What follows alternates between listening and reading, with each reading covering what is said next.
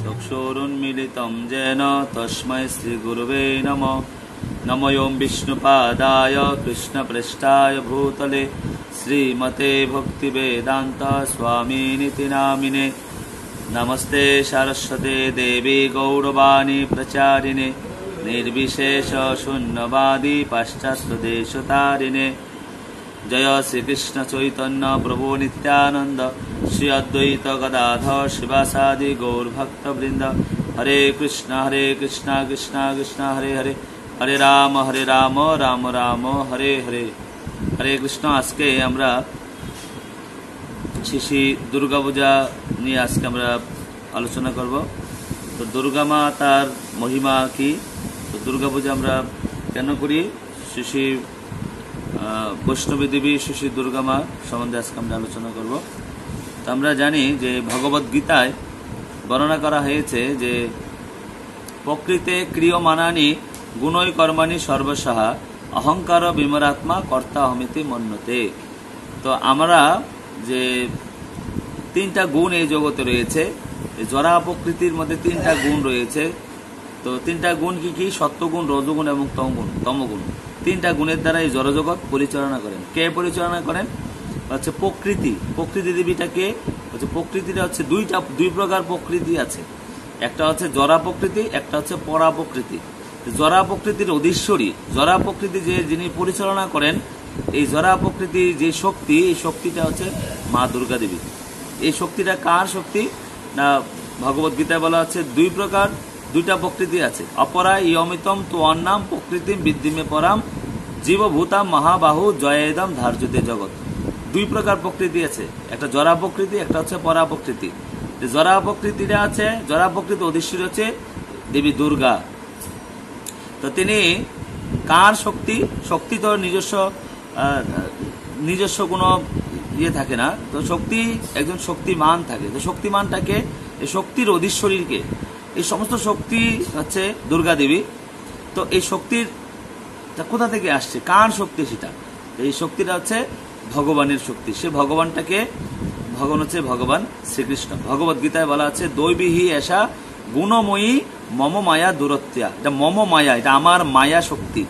কার মায়া শক্তি? আমার মায়া শক্তি, মম মায়া। ভগবদ গীতায় বলা আছে মম মায়া দূরত্বা, অনেক শক্তিশালী। আমার মায়া হলো অনেক শক্তিশালী। তাহলে তো দুই প্রকার মায়া আছে, ভগবানের দুই প্রকার মায়া শক্তি আছে। এক প্রকার হচ্ছে চিন্ময় মায়া, একটা হচ্ছে জড়মায়া। জড়মায়াটাকে বলে মহামায়া, আর চিন্ময় মায়াটাকে বলে যুগমায়া। মহামায়া আর একটা হচ্ছে কি যুগমায়া। যুগমায়া দিয়ে ভগবান কি করেন? চিন্ময় জগৎকে পরিচালনা করেন। ভগবানের অন্তরঙ্গা শক্তি দিয়ে চিন্ময় জগৎকে পরিচালনার দায়িত্বে রয়েছেন যুগমায়া দেবী। হ্যাঁ, ভগবান কৃষ্ণ ভক্তি, কৃষ্ণ পরায়ণ, চিন্ময় জগৎ সবকিছু পরিচালনার জন্য যুগমায়া দেবী কাজ করেন। আর মহামায়া দেবী কি করেন? যারা ভগবানের নির্দেশকে অমান্য করেন, ভগবানের আদেশ পালন করতে চান না, ভগবানের আনুগত্যে থাকতে চান না, ভগবানের নির্দেশকে অবজ্ঞা করে, তো তাদেরকে দণ্ডদান করার জন্য মহামায়ার আনুগত্যে রাখেন। মহামায়া দেবী তিনি তিন প্রকার শক্তি দিয়ে তিন প্রকার ক্লেশ আমাদেরকে দান করেন। তিন প্রকার, আদি দৈবিক, আদি ভৌতিক, আধ্যাত্মিক। এই তিন প্রকার ক্লেশ, ত্রিতাপ ক্লেশ। আমরা দেখবো দুর্গা মার হাতে একটা ত্রিশূল রয়েছে। এই ত্রিশূলটা হচ্ছে কিসের প্রতীক? তিন তাপের প্রতীক, আদি দৈবিক, আদি ভৌতিক এবং আধ্যাত্মিক। ত্রিতাপ ক্লেশ, এই ত্রিতাপ ক্লেশ কাকে দান করে? অসুরকে দান করছে। অসুরের বুকে বিদ্ধ করা আছে। তো অসুর কারা? যারা ভগবানের নির্দেশ পালন করে চলেন না, তারাই ত্রিতাপ ক্লেশের দ্বারা জর্জরিত হয়। তো উনার এক নাম হচ্ছে দুর্গা দেবী। তো দুর্গা কেন? কারণ হচ্ছে তিনি কিন্তু এই যে আমরা যে জড়জগতে আছি, জড়জগৎটাকে দুর্গ বলা হয়, দুর্গের সঙ্গে তুলনা করা হচ্ছে। দুর্গের যিনি অধীশ্বরী, দুর্গের যিনি দেখাশোনা করেন, ওনার নাম হচ্ছে দুর্গা। আচ্ছা, এখন আমরা জানলাম এই বিষয়গুলা। একটা বিষয় জানলাম, দুর্গা দেবী হচ্ছে সাক্ষাৎ ভগবানেরই মায়া শক্তি। দুই প্রকার শক্তি আছে, একটা হচ্ছে মায়া শক্তি অর্থাৎ যুগমায়া শক্তি, একটা হচ্ছে মহামায়া শক্তি। তাহলে যুগমায়া হচ্ছে অন্তরঙ্গ। কৃষ্ণ ভক্তি অনুশীলনের জন্য যুগমায়া ছাড়া আমরা কৃষ্ণ ভক্তি করতে পারি না। আর কৃষ্ণ থেকে যখন ভুলে থাকবো তখন বুঝতে হবে এটা মায়া শক্তি, মহামায়া। মহামায়া কথার অর্থ কি? যেটা আমাদের ভিতরে, যেটা আমাদের না, সেটা আমি আমার বলে দাবি করছি। যেরকম মরুভূমির মধ্যে মরিচিকা, এটা জল নাই সেখানে, কিন্তু সেখানে জল আছে বলে মনে হচ্ছে। এটার নাম হচ্ছে মায়া শক্তি। হ্যাঁ, যেখানে আমার না সেটা আমার বলে আমি দাবি করব। আমরা এই জগতে থাকতে পারবো না, কিন্তু এই জগতে থাকার জন্য আমরা খুব প্রচেষ্টা করছি। এই জগতে আনন্দ নাই, কিন্তু এই জগতে আমরা আনন্দ পাওয়ার জন্য চেষ্টা করছি। এটার নাম হচ্ছে মহামায়ার প্রভাব, এই জড়জগতের প্রতি আসক্ত হয়ে থাকা। তো এবং আসক্ত করে মহামায়া দেবী কি করেন? ত্রিতাপ ক্লেশ আমাদেরকে দান করেন, আদি দৈবিক, আদি ভৌতিক এবং আধ্যাত্মিক ক্লেশ। তাহলে আমরা জানলাম এই বিষয়ে। এখন দুর্গা মাতা দুর্গা, তাকে ওনার মা কেন বলা হয়? তিনি আমাদেরকে ক্লেশ দেয়, তিনি আমাদেরকে কি দিচ্ছে? ত্রিতাপ ক্লেশ দিচ্ছে। তাহলে ওনাকে মা কেন বলা হচ্ছে? মা তো আমাদের দণ্ডদান করেন না। তো এই মা আরেকটা হচ্ছে দুর্গতি না আসেনি, তিনি কিন্তু এই জগতে আসেন আমাদের দুর্গতি থেকে বিনাশ করার জন্য আসেন। এজন্য ওনাকে বলে দুর্গতি না আসেনি। সর্বমঙ্গল মঙ্গলে, সমস্ত মঙ্গল করেন তিনি। তো কিন্তু তাহলে এটা আমরা কিভাবে বুঝবো তিনি যে আমাদের মঙ্গল করেন? যে তিনি আমাদেরকে ক্লেশ দান করছেন। ক্লেশ তাদেরকে দান করেন যারা কৃষ্ণ ভক্তি অনুশীলন করে না, যারা মার কথা শুনতে চায় না। মা যেমন কাউকে শাসন করেন, তো তিনি আমাদেরকে শাসন করছেন। কিন্তু তিনি কিন্তু আসলে দুর্গতি বিনাশ করার জন্যই তিনি এই জগতে আছেন। তিনি কিন্তু প্রকৃতপক্ষেই মঙ্গল দান করেন আমাদেরকে। আমরা দেখতে পাই আমাদের দুর্গতিটা কি। আমি একটা ছোট একটা গল্প বলবো আপনাদের। সেই গল্পটা হচ্ছে, এক সময় একটা জেলখানার মধ্যে অনেকগুলা কয়েদি ছিল। কয়েদির যে জেলার, সেখানে আছে জেলার, সে জেলার ঘোষণা করেছে, তোমাদের যা কিছু দরকার তুমি আমার কাছে চাও, আমি তোমাদেরকে সবকিছু প্রদান করব। তো জেলারের ক্ষমতা আছে, তো তো বলছে তোমার যা কিছু দরকার আমার কাছে চাও, আমি তোমাদেরকে দান করব। তখন সবাই, কেউ বলছে আমার অনেক দুঃখ, কারণ এই রাত্রেবেলা ঘুমাতে পারি না, তো মশা কামড়ায়, তো মশা কামড়ান থেকে মুক্ত পাওয়ার জন্য আমার একটা মশারি দেন। কেউ বলছে আমার দিনের বেলা একটু খাওয়াটা আরেক বেলা বেশি লাগবে, একটু কম হয়ে যায়, খাবারটা একটু বাড়িয়ে দেন। কেউ বলছে একটু গরম গরম খাবার লাগবে। কেউ বলছে আমার দিনে সময় কাটতেছে না, আমার একটা মোবাইল দেন। ঠিক আছে, এরকম সবাই যার যার প্রয়োজনীয়, জেলখানায় থাকার জন্য খুব সুখে সুবিধা আনন্দে আরামে এসে থাকার জন্য অনেক কিছুই কিন্তু চাচ্ছে জেলারের কাছে। তিনি যার যার লাগে সবকিছু কিন্তু দিয়ে দিচ্ছে। ঠিক আছে, কিন্তু একটা ব্যক্তি সে কিছু চাচ্ছে না। তো তাকে জিজ্ঞাসা করছে, তুমি কিছু চাও আমার কাছে? বলছে আমি যেটা চাইবো সেটা আপনি দিতে পারবেন? বলছে হ্যাঁ, আমি তোমাকে সবকিছুই দেবো, বলো তুমি কি চাও। তো বলছে আপনি যদি আমাকে কিছু দিতে চান, আমাকে জেলখানা থেকে মুক্ত করে দেন। তো ওইটা শুনে কিন্তু জেলার খুব সন্তুষ্ট হয়েছেন, কারণ রাষ্ট্রপতি বা সরকারের উদ্দেশ্য না যে এই যে জেলখানার মধ্যে বন্দি করে রাখা। কেন বন্দি করে রাখে? কারণ সরকারের নির্দেশকে অমান্য করার কারণে কিন্তু বন্দি করেছে। এখন যদি সে ভালো হয়ে যায়, তা সরকার যদি বুঝতে পারে এটা, তাহলে কিন্তু সরকার এখান থেকে তাকে মুক্ত করে দিতে পারে। তো ওই ব্যক্তি বলেছেন যে আমাকে এখান থেকে মুক্ত করে দেন।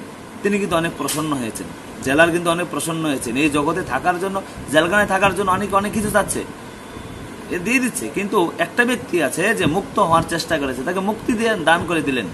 তাহলে বলুন, দুইটা বিষয়, জেলখানার মধ্যে জেলার কিন্তু মুক্তিও দান করলো, আবার এদিকে তাদেরকে খাবার পরার জন্য যা যা কিছু প্রয়োজন, নিত্যদ্রব্য, তো এগুলো কিন্তু দিছে। এখন দুইটাই কিন্তু করোনা হয়েছে, কিন্তু কোনটা কৃপা, কোনটা অকপট কৃপা, কোনটা সকপট কৃপা?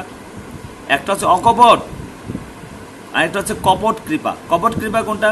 এই জেলখানার মধ্যেই বন্দি করে রাখা হয়েছে, আর অল্প খাবার দাবার, জল পানীয়, বস্ত্র, মৌলিক চাহিদাগুলো কিছু দিছে, এটা কপট কৃপা।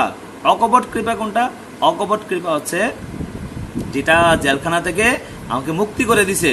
এখন মুক্তি করে দিলে তো এই যেমন কাপড় লাগবে, তারপরে খাবার লাগবে, তারপরে যা যা কিছু প্রয়োজন সবকিছু সে পেয়ে যাবে। তো জেলখানায় থাকলে অনেক কিছু খেয়ে দিয়ে জেলখানায় থেকে লাভ কি? এখানে তো কষ্ট হইতে হবে। আজকে আমার ক্ষুধা লেগেছে, এই জন্য আপনি খাবার দিয়েছেন, কালকেও তো ক্ষুধা লাগবে, কে খাবারটা দিবে? তো মুক্ত হয়ে গেলে এগুলো সবগুলোই পেয়ে যাবেন আপনি। তাই মুক্ত হওয়াটাই আছে আমাদের পরম দুর্গতি নাশ করা হচ্ছে। ঠিক তেমনি মা কিন্তু এই জগতে আসেন, আমাদের মা কিন্তু প্রকৃতপক্ষে চান আমাদের এই দুর্গতি থেকে বিনাশ করার জন্য।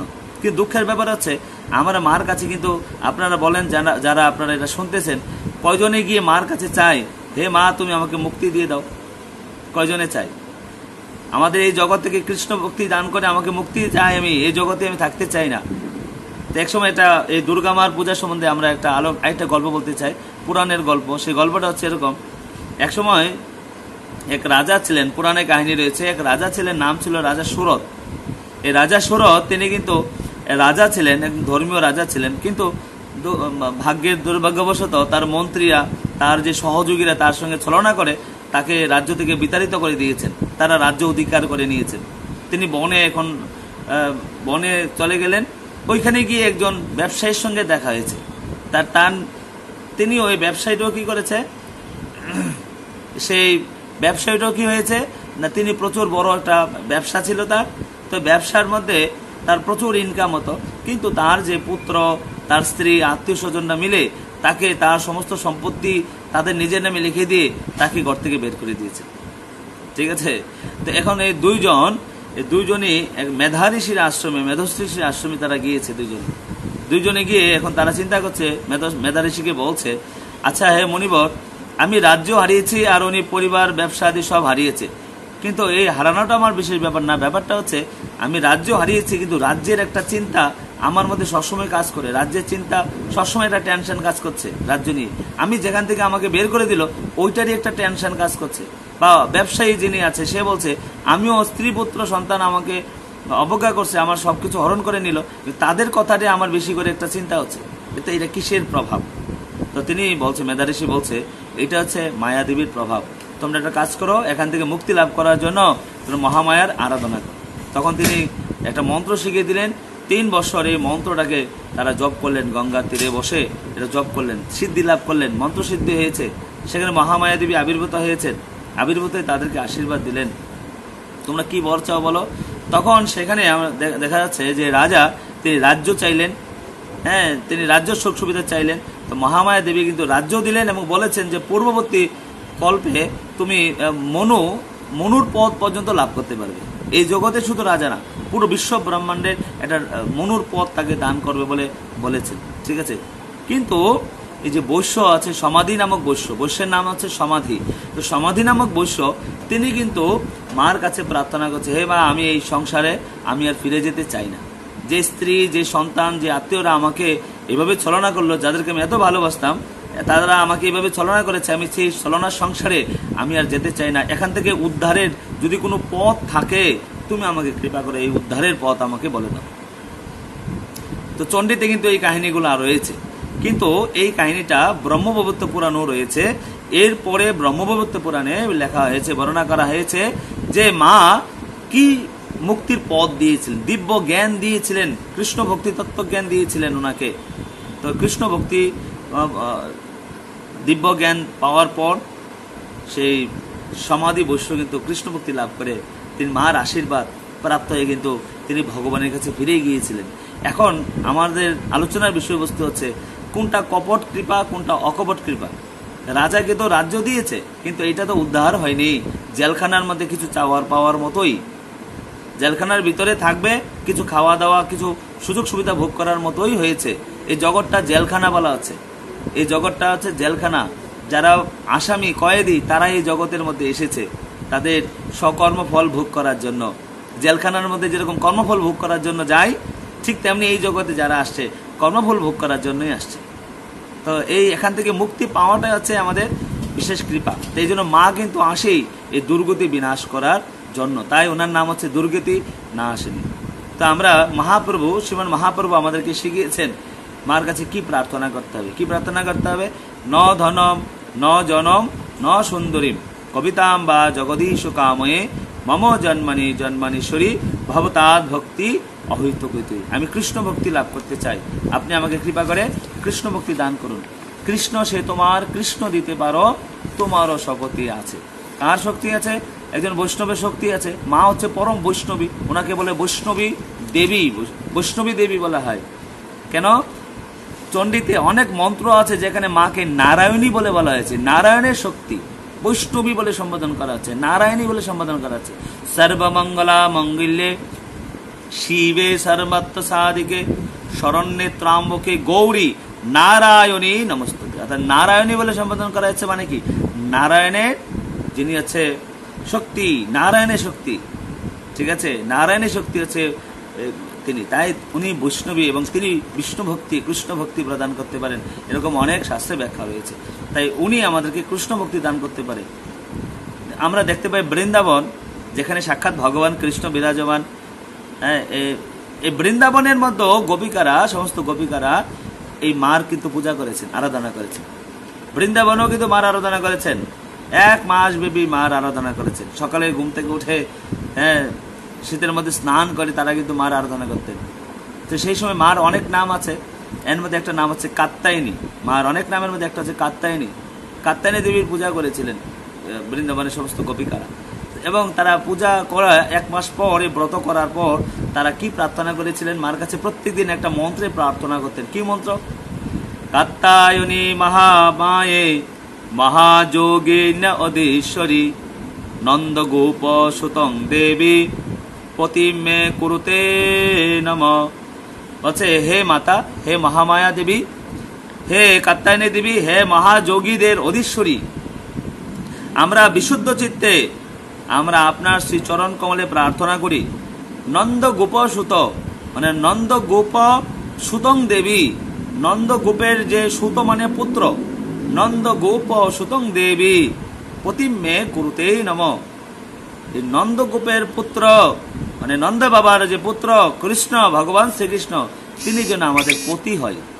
ঠিক আছে, চৈতন্য মহাপ্রভু একই শিক্ষা দিয়েছেন শিক্ষাষ্টকের মধ্যে। ঠিক আছে, আমরা একটু আগে যেটা বললাম, ভগবত ভক্তি অহিতুকিতই। হ্যাঁ, তো এইভাবে করে দেখতে পাই মার কাছে কিন্তু সেই ক্ষমতাটা ভগবান দিয়ে রেখেছে। মার কয়টা হাত আছে? 10 হাত আছে। আমাদের দিক কয়টা আছে? 10 দিক আছে। এই 10 দিক দিয়ে কিন্তু মা 10টা হাত দিয়ে কিন্তু বন্ধ করে রেখেছে। যদি মার কাছে প্রার্থনা করেন যে হে মা আমাকে কৃষ্ণ ভক্তি দান করুন, মা তাহলে 10টা দিক খুলে দিবে, আমরা কিন্তু চলে যেতে পারবো বন্ধন থেকে, মায়ার বন্ধন থেকে কিন্তু আমরা সেভাবে মুক্তি লাভ করতে পারবো। ভগবান শ্রীকৃষ্ণের এই মায়া শক্তি 2 ভাবে কাজ করে। একটা হচ্ছে তিনি আমাদেরকে আবদ্ধ করে মায়ার জগতে ঘোরায়, আবার তিনি আমাকে কৃষ্ণ ভক্তি দান করতে পারে। সেটা কিভাবে সম্ভব? আপনারা বিদ্যুৎ শক্তি দেখেছেন, বিদ্যুৎ, এই বিদ্যুৎ কি করে? একই বিদ্যুৎ দিয়ে হিটারে গরম হয়, আবার একই বিদ্যুৎ দিয়ে কি হয়? ফ্রিজের মধ্যে ঠান্ডা হয়। ফ্রিজের মধ্যে বিদ্যুৎ লাগালে ঠান্ডা হয়, আবার একই বিদ্যুৎ দিয়ে হিটারের মধ্যে আমরা অন্ন রান্না করতেছি, ঠিক আছে, ভাত রান্না করি। তাহলে ব্যাপারটা হচ্ছে, তাহলে একই বিদ্যুৎ কিন্তু 2 ভাবে কাজ করে। ঠিক আছে, এখন আপনি কিভাবে ব্যবহার করবেন, ভগবানের শক্তিকে আপনি কিভাবে ব্যবহার করছেন, এটার উপর নির্ভর করে। মা দিতে আসছে, দুর্গতি নাশ করতে আসছে, কিন্তু তার কাছে আমাদেরকে কি চাইতে হবে সেটা কিন্তু আমাদেরকে ভালো করে বুঝতে হবে এই বিষয়টা।